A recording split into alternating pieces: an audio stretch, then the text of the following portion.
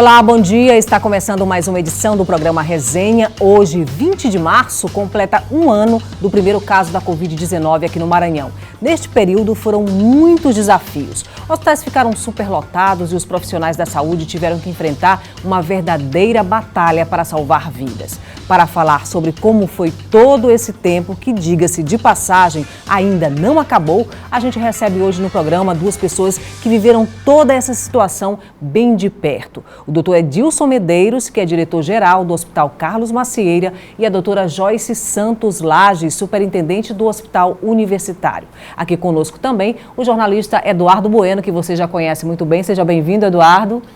Bom dia, Cris. Bom dia a todos que nos acompanham aqui pelo Resenha e uma discussão tão importante e tão necessária para este momento que nós estamos passando tão grave da pandemia, não é isso mesmo, Cris? Isso. Aliás, quem está assistindo os nossos telejornais percebe que a gente tem tratado dessa temática, com bastante ênfase, no nosso papel de informar o nosso público, sobre as medidas sanitárias e como prevenir o Covid-19 e, sobretudo, com transparência, os dados relacionados à doença. O Eduardo Bueno tem feito também muitas reportagens e a gente vai agora começar esse bate-papo aqui muito especial. Seja bem-vindo. Tudo bem, doutor Edilson? Como vai? Bom dia, doutora Eduardo. Joyce, sejam bem-vindos. Doutora Joyce, bom dia. É um prazer participar de um programa de tão grande repercussão no estado do Maranhão. Bom, começo aqui com o doutor Edilson, essa situação que vocês vivem muito de perto, o profissional de saúde está muito de perto, o gestor de saúde está muito de perto, e eu pergunto aí para os dois, como tem sido para vocês, como profissionais da saúde, como gestores, enfrentar esse tempo tão desafiador para todos nós? Bom, na realidade, a pandemia, ela completa um ano nesta data. Mas nós, do Hospital Dr. Carlos Macieira e da Secretaria Estadual de Saúde, começamos a luta desde o dia 28 de janeiro. Sim, bem antes. Já iniciando os preparos de fluxo, as capacitações das equipes profissionais, para que nós pudéssemos chegar em um momento da chegada do primeiro paciente. Então, iniciamos com 30 leitos de UTI, e como todos sabem, fomos expandindo esses leitos em toda a rede estadual e chegamos hoje a ter um total apenas de leitos de UTI em uma única unidade de saúde, como o Hospital Carlos Macieira, 113 leitos de UTI destinados especificamente para a Covid. Então é um momento de grande luta, onde todos os profissionais estão exauridos, a população também está exaurida, os gestores, os administradores, todos muito cansados, mas estamos ainda de pé, prontos para a luta ao lado da população maranhense. Doutora Joyce, a gente está num fronte de guerra aí contra essa doença, né? Verdade. E aí a gente completa um ano e se a gente for voltar um filme de um ano atrás, a gente via cenas que a própria mídia passava do que acontecia na Europa e às vezes as pessoas duvidavam se aquele cenário poderia chegar até nós. Chegou. E o Hospital Universitário, embora seja conhecido como hospital, ele é um departamento da Universidade Federal do Maranhão, tem por missão a formação de pessoas. E isso nos assustou bastante em função de que nós estávamos terminando o período letivo de formação de alunos, estávamos com o processo de ingresso de novos alunos, e esses alunos, eles são muito importantes porque é a força de trabalho que reforça o sistema público de saúde. Lembrando que hoje o Hospital Universitário é a maior estrutura formadora do estado do Maranhão. A exemplo do último mês que nós entregamos à sociedade maranhense, não só porque os alunos daqui não são oriundos só do estado do Maranhão, mais de 300 especialistas formados nas mais diversas áreas. E também tivemos novos ingressos de alunos, no caso profissionais já formados, que são os residentes, que estão nesse processo de formação. Então, nós tivemos que pensar no aluno, nós tivemos que pensar em estrutura física, em aquisição de insumos, para que a gente pudesse prover de maneira segura e responsável o atendimento desses usuários. Eduardo. Doutora Joyce, a senhora estava falando aí de um dos desafios para a nossa geração, depois da pandemia, que é a educação. Eu fico imaginando para a senhora, que a senhora também é professora da universidade, como é que é educar profissionais da saúde num momento tão difícil como esse? Eu digo que o mundo ele vai ser antes e depois do Covid, não só na atenção à saúde, mas em especial no processo de educação dos profissionais da saúde, não só.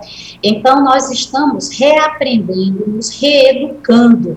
Nós, porventura, nós não fazíamos as nossas teleconsultas e hoje é uma ferramenta que nós estamos tendo que lançar a mão e que nós não temos dúvida nenhuma que logo, logo vai ser incorporado ao processo formador, como também algumas práticas nossas que tiveram que ser revisitadas e reavaliadas de como nós poderíamos melhorar a assistência, colocando recursos humanos que estavam disponíveis, mas, por outro lado, mostrou-se ao mundo que o soldado que ele precisa para ir para a guerra são profissionais da área da saúde, com ênfase especificamente em algumas áreas, como a área de terapia intensiva, mais atenção à formação do fisioterapeuta, do enfermeiro e do médico especialista nas unidades de terapia intensiva, mas ainda chamou muito atenção em relação àquilo que é o pilar da saúde pública no mundo, que é a atenção primária.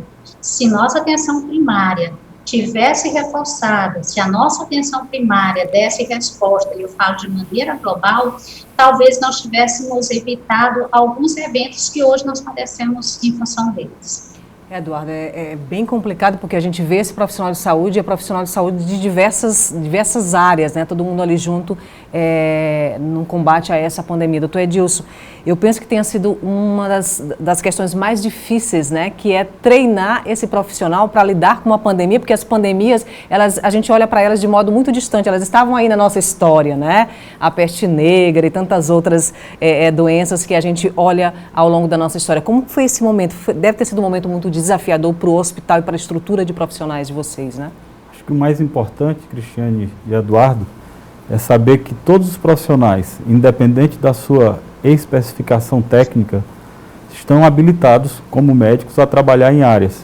Então, nós, dentro do Hospital Carlos Macieira, chegamos a trazer profissionais de outras especialidades com supervisão de intensivistas para que tocassem esse aumento de leitos.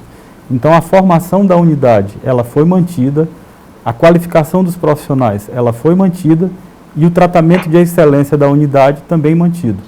Então, ao longo desse ano todo e agora nessa segunda onda, todos os profissionais do Hospital Dr. Carlos Macieira, eles estão embutidos no atendimento aos pacientes de Covid-19. Não esquecendo dos pacientes não Covid, onde foi criada uma área específica. Então, a gente continua prestando atendimento aos pacientes Covid e aos pacientes não Covid, visto que a sociedade não parou como da primeira onda. Existe um diferencial muito grande em relação à primeira onda e essa segunda onda que nós estamos vivenciando. Esse paradigma entre a primeira onda e a segunda onda, ela se dá basicamente pela ausência do lockdown, do fechamento. E essa ausência do fechamento ocorre de forma a dirimir uma sobrecarga do serviço público e do serviço privado, e hoje nós temos sobrecarga nas duas áreas, Covid e não Covid. Então nós temos que ter muito cuidado com a abertura de leitos sem deixar de deixar leitos para os não Covid. Então esse é o paradigma que a sociedade vive hoje do ponto de vista da saúde pública. Doutor Edilson, o senhor estava estabelecendo uma diferenciação entre a primeira e a segunda onda no âmbito de gestão. A primeira onda trouxe experiência, além dessa, de manejo de leitos para o Hospital Carlos Macieira? Que tipo de experiências foram essas que a primeira onda trouxe agora que ajudam a enfrentar a segunda onda? A principal, Eduardo, experiência que nós vivenciamos foi do ponto de vista psicológico. Ou seja, tanto as equipes profissionais quanto os pacientes, eles precisavam de um suporte psicológico maior. E nós buscamos, dentro desse suporte psicológico, junto com a Comissão de Infecção Hospitalar da unidade, chegar a um denominador comum de que a presença de um acompanhante para esse paciente, mesmo em área COVID, é de suma importância para ele recuperar a sua função orgânica. Então, dentro do Hospital Carlos Macieira, o paciente que é portador de COVID e que chega e que fica internado naquela área COVID, um familiar seu, fora do grupo de risco ou que já teve a COVID, ele acompanha esse paciente durante toda a sua estadia na unidade. Então, é um paradigma que fez com que a qualificação do tratamento ela fosse mais acelerada. E as famílias ficam mais confortáveis porque tem notícias de forma ininterrupta, já que tem uma pessoa dentro do hospital que passa essas notícias que são passadas pelas equipes médicas. E essa pessoa é devidamente preparada, né, para estar ali com esse paciente? A Comissão de Controle de Infecção Hospitalar da unidade e o nosso serviço de enfermagem e a nossa comissão de humanização fazem essa capacitação e orientação dessa pessoa para estar presente na área Covid. Agora, existe esse discurso nacional, né, dos profissionais de saúde, né, e dos gestores também, de que estamos próximo de um colapso hospitalar ou já estamos vivenciando esse colapso hospitalar, né? Ontem a gente teve notícia de um rapaz de 22 anos que faleceu em São Paulo à espera de um leito de UTI. 19 minutos depois que ele faleceu, a vaga na UTI apareceu, infelizmente, já tarde. Como é que vocês veem essa situação? Estamos no colapso hospitalar? Estamos caminhando para ele, isso já é algo dado, já é algo posto, e isso vai acontecer e a gente precisa se preparar para isso? Eu acredito, Cristiane, que o mais importante agora é não vermos a saúde do ponto de vista político, mas sim do ponto de vista humano e social. Então nós temos 3 esferas de governo: a esfera federal, a esfera estadual e a esfera municipal. Cada um com seu nível de complexidade e com seu nível de atendimento. E nesse instante é o momento de somarmos esforços, ver quais unidades têm capacidade de expansão para que a gente não possa colapsar a rede de atendimento da saúde pública do Maranhão. Então essa é a demanda inicial em relação para que nós não vivenciamos um colapso na saúde pública. Bom, Mas é um momento bem limítrofe de atuação da saúde pública. Bom, a gente vai para um rápido intervalo comercial, mas aí depois eu queria ouvir a opinião da doutora Joyce a respeito dessa questão. É já já.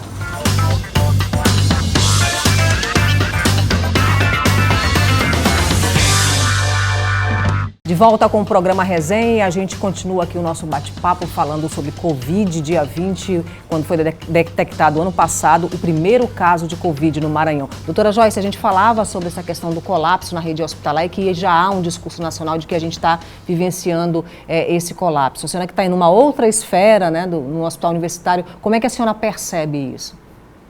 Olha, nós tivemos um recorte disso no mês de janeiro. Acho que dia 14, dia 15, quando isso aconteceu com Manaus. E, de repente, a realidade de Manaus, ela passou a ser figurada em praticamente todas as unidades da federação. E não é sabido de todos que, naquele momento, houve transferência de pacientes de Manaus, inclusive para o Hospital Universitário do Maranhão, porque toda a rede federal se uniu nesse contexto.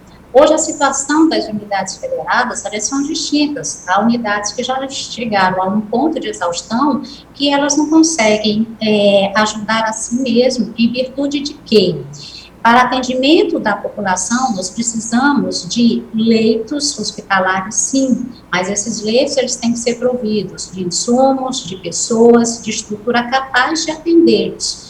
E a gente está percebendo que o próprio mercado brasileiro, porque nós temos uma indústria que ela é hipossuficiente em produção de insumos, que nós não conseguimos adquirir determinados itens a respeito do que já foi pontuado na data de hoje, que são os medicamentos chamados musculares, como o exemplo do midazolam.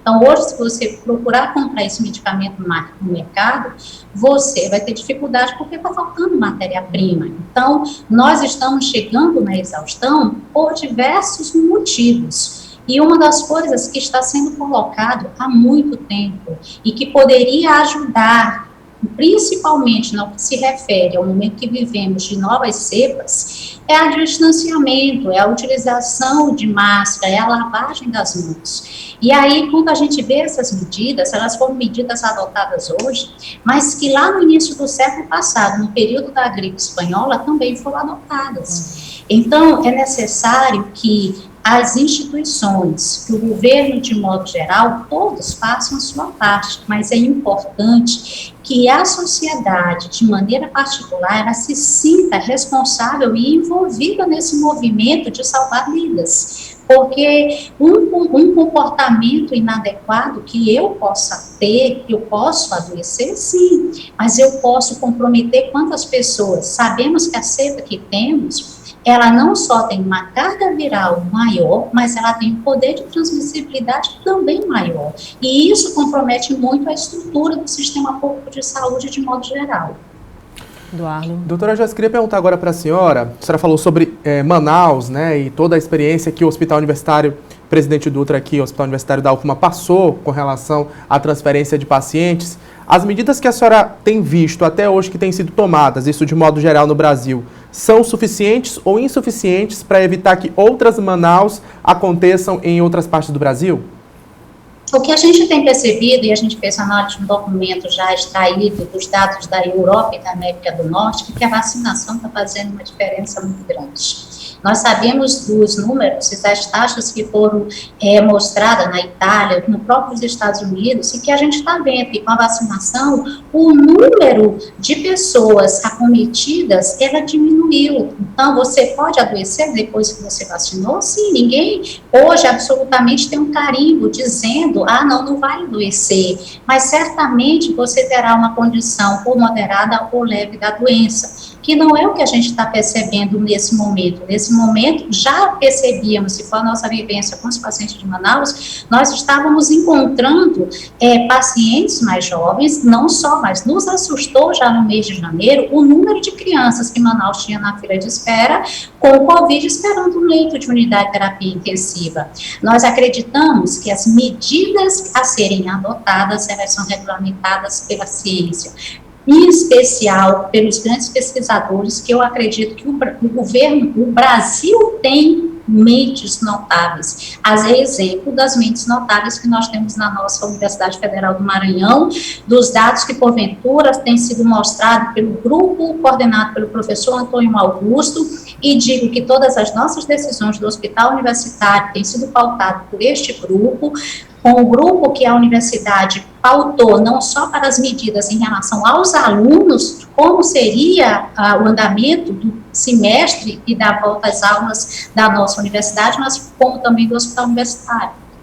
Bom, doutor Edilson, a gente tem aprendido, e quando a doutora Joyce está falando, né, o senhor também, na sua fala também ressalta isso, a gente tem aprendido com a experiência, né, muita coisa que não se sabia sobre o Covid, né, com os casos a gente foi aprendendo e a gente foi tomando conhecimento a partir, né, das pesquisas e observações dos médicos e profissionais de saúde todos, né. A gente tem hoje uma ampliação de leitos dentro do Hospital Carlos Macieira para crianças, né.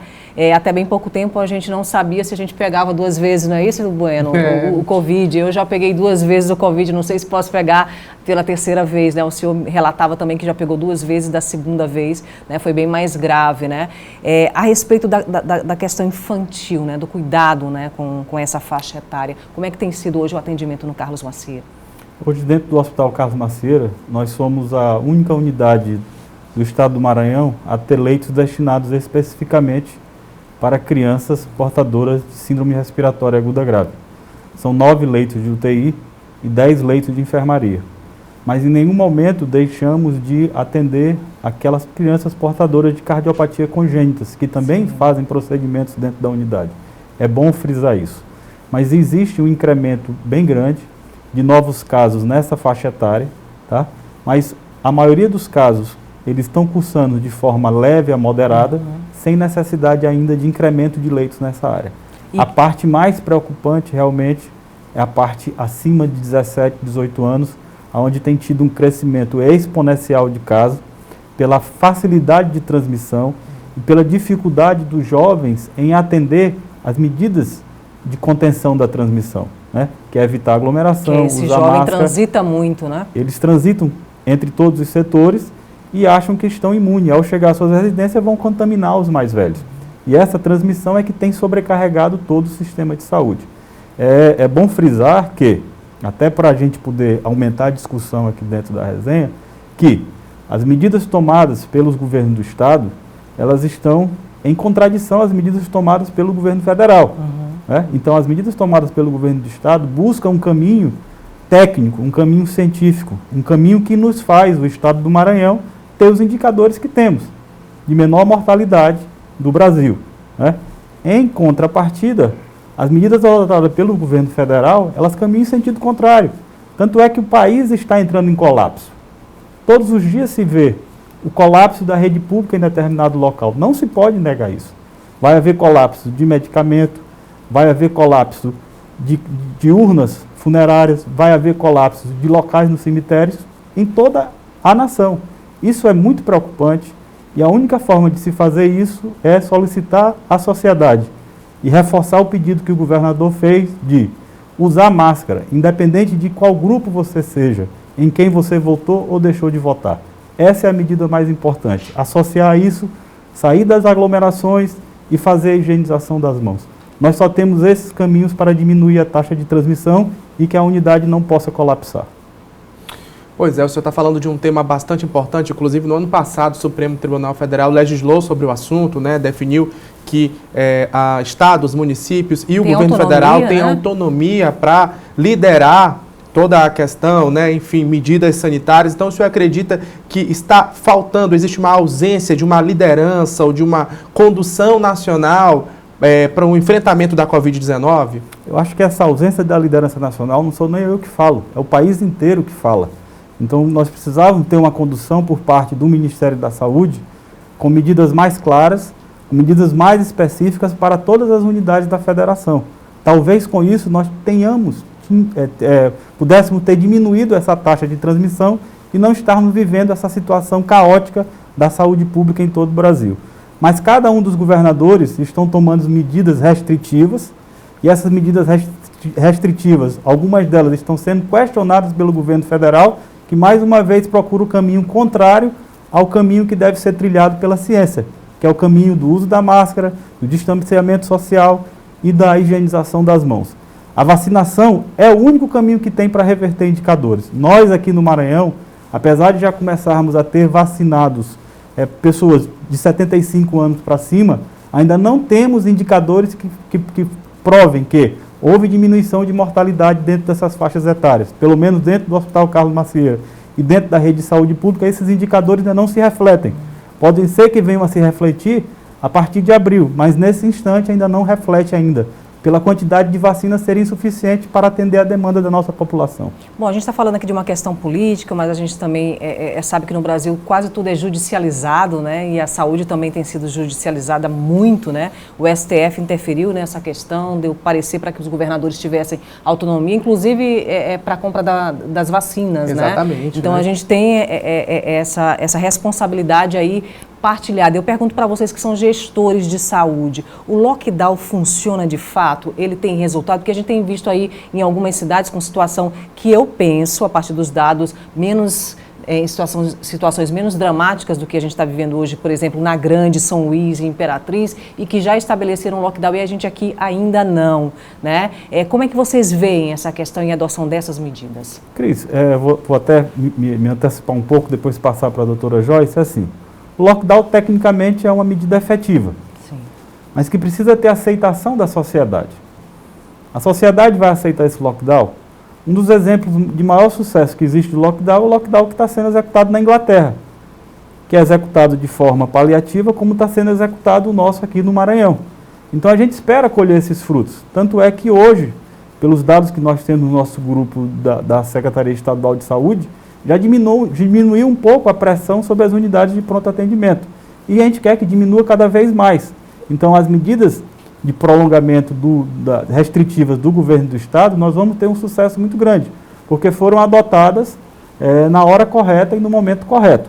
Assim como na primeira etapa, na primeira onda, em que o Judiciário decretou um lockdown, ajudou naquele instante, mas a gente tem que questionar também que com aquele lockdown, muita gente que estava aqui em São Luís foi para o interior e ajudou a espalhar, sim, o vírus. Então a gente tem que ter muita cautela na questão do lockdown, porque nós somos uma ilha, para bloquear a ilha é fácil, mas tem todo o interior do estado que depende dessa ilha para chegar até São Luís. Doutora Joyce.